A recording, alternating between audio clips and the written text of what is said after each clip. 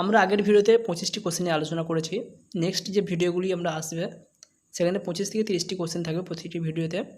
আজকের ভিডিওতে যে সমস্ত কোশ্চেনগুলি রয়েছে সেখানে লাস্টের দিকে যে সমস্ত কোশ্চেনগুলি রয়েছে সেখানে মেনলি কন্ট্রাসেপশানকে প্রায়োরিটি দেওয়া হয়েছে। তো কন্ট্রাসেপটিভ মেথড থেকে যে সমস্ত কোশ্চেনগুলো আসতে পারে সেগুলো একটু দেখে নাও।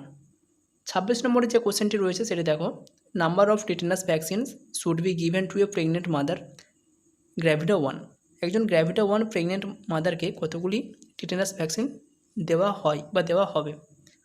এর যেটা সঠিক অ্যান্সার হবে অবশ্যই তোমরা কমেন্ট করে জানাবে। এখানে যেটা উল্লেখ করতে হবে তোমাদেরকে যে গ্র্যাভিডা 1 সেক্ষেত্রে কতগুলি ভ্যাকসিন দেওয়া যেতে পারে। 27 number question, rubella vaccine is contraindicated in pregnancy. কোনো প্রেগনেন্ট ওমেনকে রুবেলা ভ্যাকসিন দেওয়া যাবে না। 28 number question, open vial policy is applicable to. Open vial policy কাদের ক্ষেত্রে অ্যাপ্লিকেবল? কোন কোন ভ্যাকসিনের ক্ষেত্রে? DPT, TT, OPV, IPV, pentavalent, hepatitis B. এই সমস্ত ভ্যাকসিনের ক্ষেত্রে ওপেন ভাইল পলিসি অ্যাপ্লিকেবল, কারণ এ সমস্ত ভ্যাকসিনগুলো যদি একবার ভাইল ওপেন করা হয় সেক্ষেত্রে 28 দিন পর্যন্ত ইউজ করা যাবে। ধরো টিটির ক্ষেত্রে একটা ভাইল থেকে দুটো ভ্যাকসিন নেওয়া হয়েছে বা দুবার ড্র করা হয়েছে, যতদিন না এটি শেষ হচ্ছে 28 দিন পর্যন্ত এটিকে ইউজ করা যাবে, এরপর আর ইউজ করা যাবে না। যেখানে বিসিজি, এমআর, জেই, রোটা, মিজেলস এ সমস্ত ভ্যাকসিনকে যদি একবার ওপেন করা হয় সেক্ষেত্রে 6 ঘন্টার মধ্যে ইউজ করতে হবে, যদি না ইউজ হয় সেক্ষেত্রে ডিসকার্ড করতে হবে।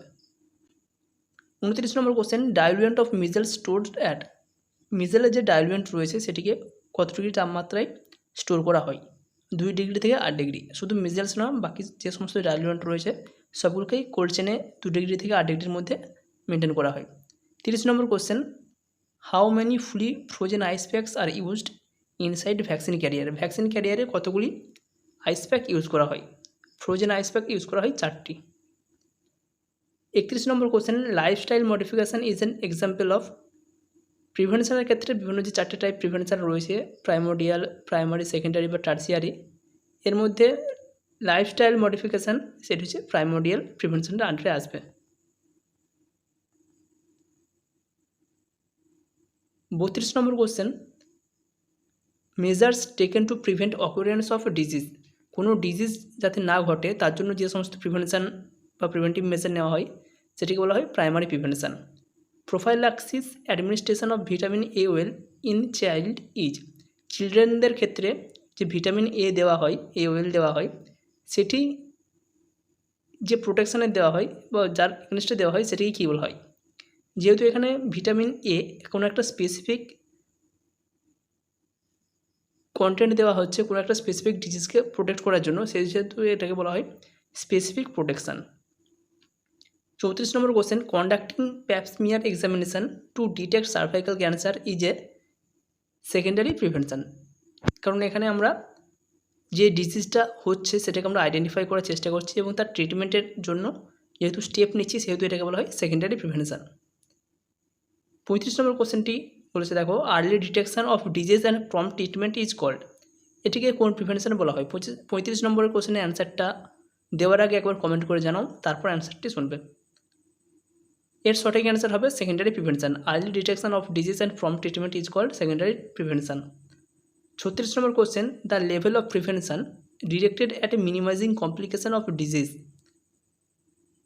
যখন কোনো ডিজিজের কমপ্লিকেশান সেটিকে আমরা মিনিমাইজ করার জন্য যে প্রিভেন্টিভ মেজার নিই সেটাকে কী বলা হয়?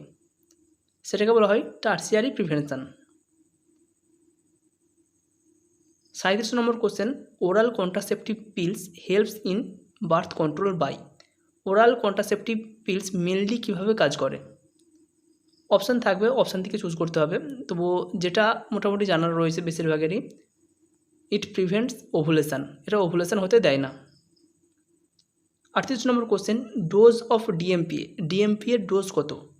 ডিএমপিএ বা ডিপোমেট্রক্সি প্রোজেস্টেরন অ্যাসিটেট এর ডোজ কত? এটি দেওয়া হয় 150 mg প্রতি 3 মাস ছাড়া ছাড়া। একবার ইঞ্জেকশন দিলে 3 মাস আর কোনো কন্ট্রাসেপটিভ মেথড বা ইউজ করার কোনো প্রয়োজন নেই। আবার 3 মাস পর আবার একবার ডিএমপিএ নিলে আবারও কিন্তু সেটা 3 মাস চালু হয়ে যাবে। 39 নম্বর কোশ্চেন, ব্যারিয়ার মেথড অফ কন্ট্রাসেপশান। কন্ট্রাসেপশানের যে ব্যারিয়ার মেথড রয়েছে, কী কী ব্যারিয়ার মেথড রয়েছে? বেরিয়ার মেথড হিসেবে রয়েছে কন্ডম বা ডায়াফ্রাম, যেটি এসটিআইকে প্রিভেন্ট করে, তার সাথে কন্ট্রাসেপটিভ হিসেবে কাজ করে, সেহেতু এটিকে বলা হয় barrier method of contraception. 40 number question, copper T 380A is used for. Copper T 380A কতদিন পর্যন্ত ইউজ করা হয়? 10 ইয়ার্স আফটার ইনসারশন। ইনসারশন করার পর 10 বছর, ম্যানুফ্যাকচারের পর 10 বছর না, ইনসারশন করার পর 10 বছর। 41 number question, most important component of oral contraception is. Oral কন্ট্রাসেপশনের ক্ষেত্রে যে সমস্ত কন্ট্রাসেপটিভ পিলগুলো ইউজ করা হয় তাতে মেনলি কোন এজেন্ট বা কোন কম্পোনেন্ট থাকে? সঠিক অ্যান্সার হবে প্রোজেস্টেরন বা progestin. 42 number question, contraceptive oral pill helps in birth control by preventing ovulation, যেটা আগে বললাম। 42 number question, an absolute contraindication for oral contraceptive pill is. Oral contraceptive পিলের সবথেকে কন্ট্রা ইন্ডিকেশন কোনটি, কাদের ক্ষেত্রে দেওয়া যাবে না? সঠিক অ্যান্সার ব্রেস্ট ক্যান্সার। কোনো মহিলা যদি ব্রেস্ট ক্যান্সার থাকে তাহলে তার ক্ষেত্রে ওরাল কন্ট্রাসেপটিভ পিল ইউজ করা যাবে না, যেহেতু এগুলি হরমোনাল পিল, সেই জন্য এগুলোকে ইউজ করা যাবে না। এছাড়াও হাইপারটেনশান, হার্ট ডিজিজ বা রিউমেটয়েড যে হার্ট ডিজিজ, এ সমস্ত যদি কোনো ডিজিজ থাকে সেক্ষেত্রেও ওরাল কন্ট্রাসেপটিভ পিল বা হরমোনালগুলো কন্ট্রাসেপটিভ পিল আইইউসিডিও হতে পারে, সেগুলো কিন্তু ইউজ করা যাবে না। এক্ষেত্রে ব্যারিয়ার মেথডটাকে মেনলি চয়েস করা হয়। 43 নম্বর কোশ্চেন, এমার্জেন্সি কন্ট্রাসেপটিভ পিল।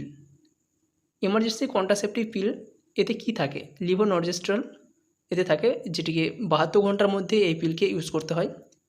দুটি পিল ইউজ করতে হয় যদি তার ডোজ অনুযায়ী হয়, এবং যেটা একটিমাত্র ইজি পিল রয়েছে সেটিকে যদি খাওয়ানোর 2 ঘন্টার মধ্যে ভমিটিং হয় সেক্ষেত্রে আরও একটি ডোজ কিন্তু অ্যাড করতে হয়। 44 number question, which contraceptive method is best to use for a patient with rheumatoid heart disease? এক্ষেত্রে সঠিক অ্যান্সার হবে বেরিয়ার কন্ট্রাসেপটিভ মেথড, কারণ এক্ষেত্রে হরমোনাল কোনো জিনিস ইউজ করা হয় না। 45 number question, the metal which is commonly use for family planning. Family প্ল্যানিংয়ের ক্ষেত্রে কোন মেটাল ইউজ করা হয়? কমনলি ইউজ করা হয় কপার, যেটি কপার-টি হিসাবে ইউজ করা হয়। আইইউসিডি ইনসারশন করার পর যদি কোনো মহিলার সাইড এফেক্ট থাকে সেক্ষেত্রে সে কীভাবে সেলফ অ্যাসেসমেন্ট করবে সেটাকে অবশ্যই কিন্তু কপার-টি যখন লাগানো হয় তখন বলে দেওয়া হয়। এর মধ্যে পেন অ্যাসেসমেন্ট, এটি একটি মেজারমেন্ট রয়েছে পেন। এই পেনটাকে কী লক্ষণ দেখা গেলে সে হসপিটালে আসবে বা কোনো হেলথ পার্সনের কাছে যাবে, সেক্ষেত্রে এটিকে বলা হয় pain assessment. P for period late abnormal spotting or bleeding, যদি অ্যাবনর্মাল ব্লিডিং হয় বা কোনো পিরিয়ডস যদি মিস হয় সেক্ষেত্রে। দ্বিতীয় নম্বর লক্ষণ অ্যাবডোমিনাল পেন, যদি অ্যাবনর্মাল পেন হয়, রেগুলার পেন অল্প হতেই পারে কিন্তু সেটা যদি অ্যাবনর্মালি হয় সেক্ষেত্রে হবে infection and abnormal vaginal discharge, যদি ফাউল স্মেল থাকে ডিসচার্জে বা অ্যাবনর্মাল ভ্যাজাইনাল ডিসচার্জ হয় সেক্ষেত্রে। এবং for not feeling well, fever or chill, increase temperature, এ সমস্ত ক্ষেত্রে যদি দীর্ঘদিনব্যাপী বা আইইউসিডি লাগানোর পর এ সমস্ত সিমটমগুলো লক্ষ্য করা যায় সেক্ষেত্রে আইইউসিডির লাগানোর পর অবশ্যই সেটিকে কোনো হেলথ পার্সন বা ডক্টরের সাথে যোগাযোগ করতে হবে। 47 number question, best time for insertion of IUCD. IUCD ইনসারশনের বেস্ট টাইম কোনটি? ডিউরিং মেনস্ট্রুয়েশন 10 দিন পর্যন্ত আইইউসিডি ইনসারশন করা যায়, তবে 3 থেকে 7 দিন এই জায়গাটাকে বা এই যে ডে এটাকে মেনলি চুজ করা হয়। 48 number question, natural family planning method কোনটি? Natural family planning method breast feeding, safe period বা ক্যালেন্ডার মেথড, এই যে মেথডগুলি রয়েছে এগুলিকে ন্যাচারাল ফ্যামিলি প্ল্যানিং মেথড হিসেবে ইউজ করা হয়, কারণ এখানে কোনো এক্সটার্নাল জিনিসকে ইউজ করা হয় না, কোনো পিল বা কন্ট্রাসেপটিভ কোনো কিছু ইউজ করা হয় না। ব্রেস্ট ফিডিং যদি এক্সক্লুসিভলি করানো হয় এটা কিন্তু 6 মাস পর্যন্ত ওভুলেশনকে প্রিভেন্ট করে এবং কন্ট্রাসেপটিভ হিসাবে কাজ করে। সেফ পিরিয়ড বলতে 12 থেকে 16 দিন, কোনো পিরিয়ডস কমপ্লিট হলো তারপর 12 থেকে 16 দিনের মধ্যে ওভুলেশন হয় বা যে ওভামটি থাকে সেটি কিন্তু ফার্টিলাইজড হতে পারে। এ সময় যদি কয়টাস অ্যাভয়েড করা হয় সেক্ষেত্রে কন্ট্রাসেপটিভ হিসাবে এটি কাজ করবে, সেখানে কোনো ফার্টিলাইজেশন হবে না বা প্রেগনেন্সিকে প্রিভেন্ট করা যাবে। 49 number question, permanent method of family planning. দুটো রয়েছে, একটি টিউবেক্টমি এবং একটি ভ্যাসেক্টমি। ফিমেলদের ক্ষেত্রে টিউবেক্টমি এবং মেলদের ক্ষেত্রে vasectomy. 25 number question, which duct is closed, clamped or cut during NSV. Non scalpel ভ্যাসেক্টমির ক্ষেত্রে কোন ডাক্টটি কাটা হয়? ভাস ডিফারেন্স, মেল যে ভাস ডিফারেন্স থাকে সেটিকে বা দুটি যে থাকে সেই দুটিকেই কাটা হয় মেল স্টেরিলাইজেশনের ক্ষেত্রে বা নন স্ক্যালপেল ভ্যাসেক্টমির ক্ষেত্রে। 51 number question, upper age limit of MTP in MTP act 1971। 1971 যে এমটিপি অ্যাক্ট ছিল সেক্ষেত্রে এমটিপি পারফর্ম করার ম্যাক্সিমাম কত উইকস পর্যন্ত এমটিপি করা যেতে পারে? সঠিক অ্যান্সার হবে 20 উইকস। 12 উইকস পর্যন্ত এমটিপি করানো যে কোনো হসপিটালে বা যেগুলো গভর্নমেন্ট সার্ভিস প্রোভাইড করা হয় সেই জায়গাতে কিন্তু পারফর্ম করা যেতে পারে। 12 উইকসের পর যদি এমটিপি করানো হয় সেক্ষেত্রে অ্যাটলিস্ট 2 মেডিকেল অ্যাডভাইজার বা কোনো 2জন মেডিকেল ডক্টরের সাইন লাগবে বা তাদের কনসেন্ট লাগবে, তবে কিন্তু সেটা পারফর্ম করা যাবে। এবং 20 উইকসের পর 1971 অ্যাক্ট অনুযায়ী পারফর্ম করা যায় না, যদিও সেটি পরে আপডেট হয়ে 22 উইকস পর্যন্ত আপডেট করা হয়েছে। 52 number question, for MTP consent is taken from. এমটিপির ক্ষেত্রে কনসেন্ট কার কাছ থেকে নেওয়া হয়? Wife only. যদি ম্যারিড হয় সেক্ষেত্রে শুধুমাত্র ওয়াইফের থেকেই কনসেন্ট নেওয়া হবে। সে যদি রাজি থাকে সেক্ষেত্রে এমটিপি পারফর্ম করা হবে, যদি রাজি না থাকে এমটিপি করা হবে না। কিন্তু যদি মাইনর গার্ল বা যদি আনম্যারিড হয় বা তার যদি বয়স 18 নিচে হয় সেক্ষেত্রে গার্জেনের সাইন লাগবে বা গার্জেনের কনসেন্ট লাগবে, তবে কিন্তু এমটিপি পারফর্ম করা হয়। 53 নম্বর কোশ্চেন, কপারটি 375 ইজ ইউজড ফর। কপারটি 375 কতদিন পর্যন্ত ইউজ করা যায়? ম্যাক্সিমাম 5 ইয়ার্স আফটার ইনসারশন করার পর 5 বছর পর্যন্ত কপারটি 375 ইউজ করা যায়। এই হচ্ছে আজকের কিছু কোশ্চেন। মোটামুটি কন্ট্রাসেপ্টিভ থেকে এই সমস্ত ইজি কোশ্চেনগুলোই আসে। খুব বেশি যে কঠিন আসে বিভিন্ন যে ছায়া মালা, এদের কী কী কম্পোনেন্ট বা এগুলোর যে কেমিক্যাল নেম, কত ডোজ থাকে, খুব একটা কঠিন আসে না। মোটামুটি এই জিনিসগুলো যদি তোমরা কভার করে রাখো কমন পেয়ে যাবে। Thank you.